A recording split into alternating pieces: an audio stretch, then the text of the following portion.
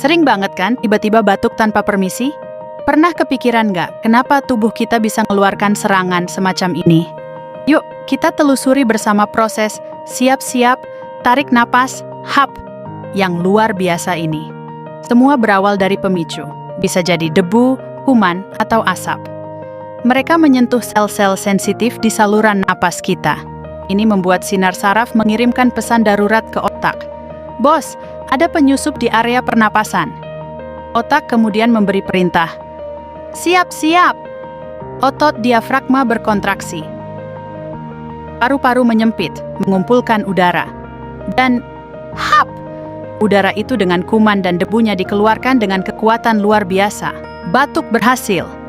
Fakta mengejutkan, debu dan kuman itu bisa terlempar hingga 200 km per jam. Luar biasa kan? Itu sebabnya batuk bisa menyebarkan penyakit hingga jarak 2 meter.